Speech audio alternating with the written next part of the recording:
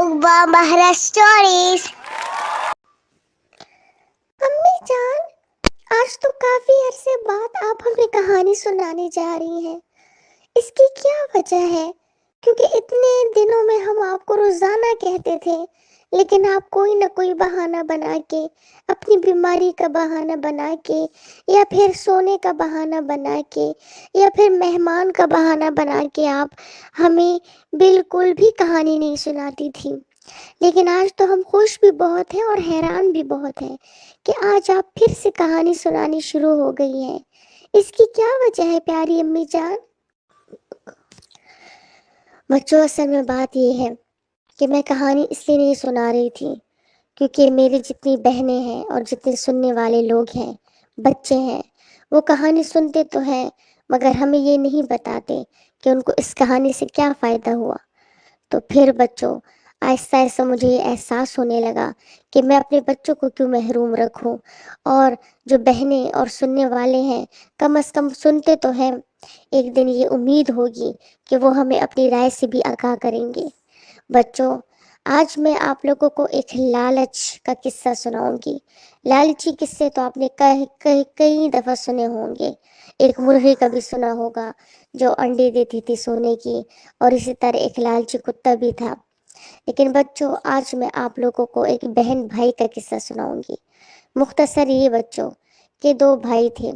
एक का नाम था सिकंदर और दूसरे का नाम था जलंधर। दोनों के बाप मरहूम ने एक हवेली और एक बाग, ये दोनों अपने बेटों के नाम किए थे। हवेली में भी 2 पोर्शन थे और बाग के भी 2 पोर्शन थे। हवेली का ऊपर का हिस्सा जलंधर के नाम किया, नीचे का हिस्सा सिकंदर के नाम किया, और इसी तरह बाग का सब्जियों का हिस्सा जलंधर के नाम, तो फलों का हिस्सा सिकंदर के नाम।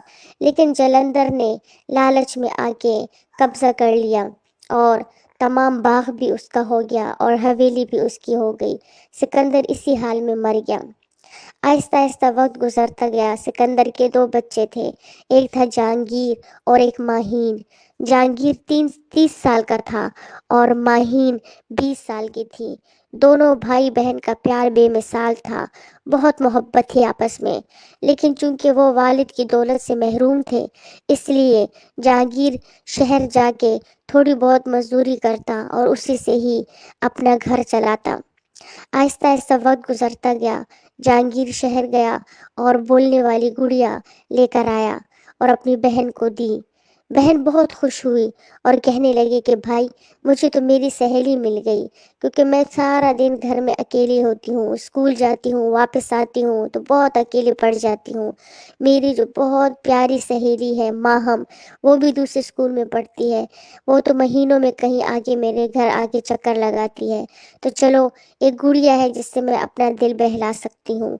जहांगीर हंसने लगा कि मेरी प्यारी सी बहना, ये तो वही बोलती है जो तुम बोलती हो।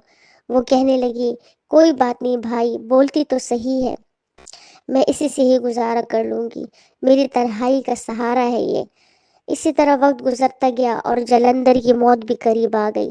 जलंधर सोचने लगा कि मैं बाग और हवेली दे देता हूँ अपने भतीजी और भतीजी को, और उसी के मुताबिक, जिसके मुताबिक सिकंदर ने जो वसीयत की थी। तो सिकंदर ने मरते वक्त ये वसीयत की थी कि अगर जलंधर मुझे मेरा हिस्सा दे दे तो हवेली मेरे बेटे के नाम जहांगीर, और जो बाग है वो मेरी बेटी के नाम होगा, क्योंकि मेरी बेटी लड़की है, वो कभी कमा ना सके शायद, तो इस वजह से बाग से उसको फल और सब्जी मिलेंगी। और मेरा बेटा चूंकि लड़का है, वो कमा सकता है, तो इसलिए उसको घर मिल जाएगा। चुनांचे जब जहांगीर को ये खुशखबरी मिली, वो बहुत खुश हुआ और वो बहुत प्यार से अपनी बहन को रखने लगा अपने पास, और साथ में बाग से जो फल और सब्जी आते वो बेच के, और फिर उधर उसी से ही अपनी बहन की ज़रूरत पूरी करता। आहिस्ता आहिस्ता दिन गुजरता गया, लम्हे गुजरते गए, हफ्ते गुजरते गए, महीने गुजरते गए। एक दिन जहांगीर को एक दोस्त मिला और वो कहने लगा कि यार जहांगीर, कब तक तू इसी तरह इस बाग से काम चलाएगा और इस हवेली में रहेगा? एक ना एक दिन तो तुम्हारी बहन की शादी हो जाएगी और फिर तुम्हारी बहन उस बाग को ले लेगी तुमसे, फिर उस हवेली पे तुमने क्या करना है? اسی طرح اس کو بہت زیادہ باتیں سنائی، اور جہانگیر سوچنے پہ مجبور ہو گیا کہ ہاں، بات تو ٹھیک کہی ہے، ایک نہ ایک دن تو میری بہن کی شادی ہو جائے گی، پھر میں کیا کروں گا۔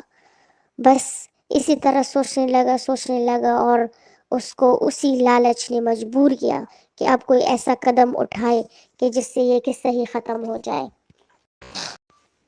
تو بچوں، ایک دن وہ اپنی بہن کے پاس آیا اور بہن سے پوچھنے لگا کہ میری پیاری بہنا، تمہاری شادی کا بھی وقت آ گیا ہے، میں سوچ رہا ہوں تمہاری شادی کر لوں اور یہ باغ تمہارا ہو جائے۔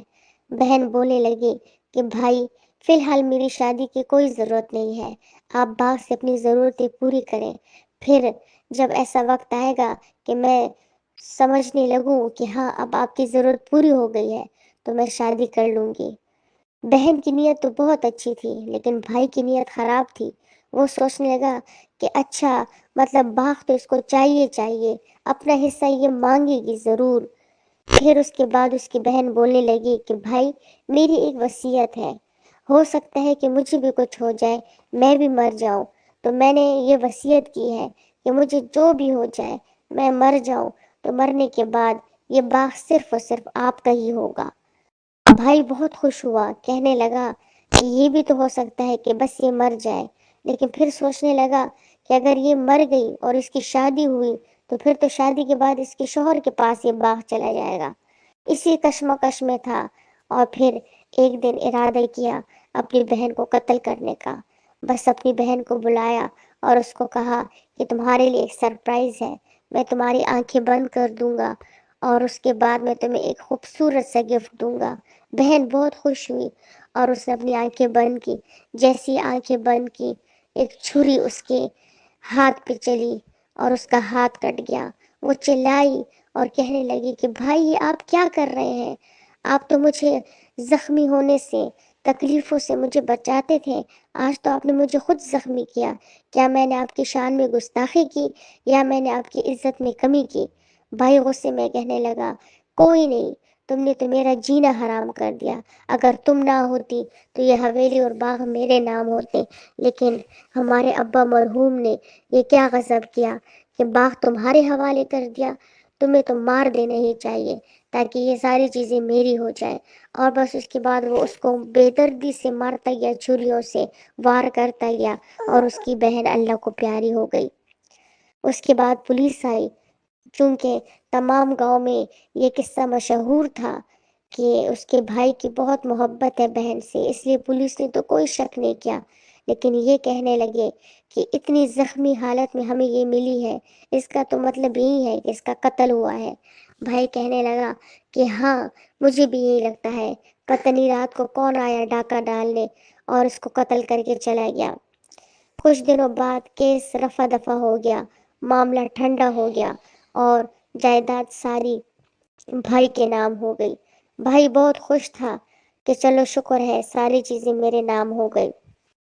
لیکن ایک دن ایسا ہوا کہ اس کی دوست ماہم آئی اور اس نے بھائی کو کہا کہ مجھے تو اب پتہ چلا کہ میری پیاری سہیلی اس دنیا میں نہیں رہی، میں بہت خفا ہوں، کیا میں اس کی کوئی چیز لے سکتی ہوں نشانی کے طور پہ تاکہ میں اس کو یاد کر سکوں؟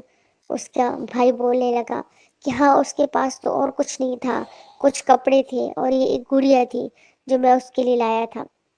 وہ بہت خوش ہوئی اور کہنے لگی کہ اگر آپ کی اجازت ہو تو میں کیا یہ گڑیا لے جاؤں؟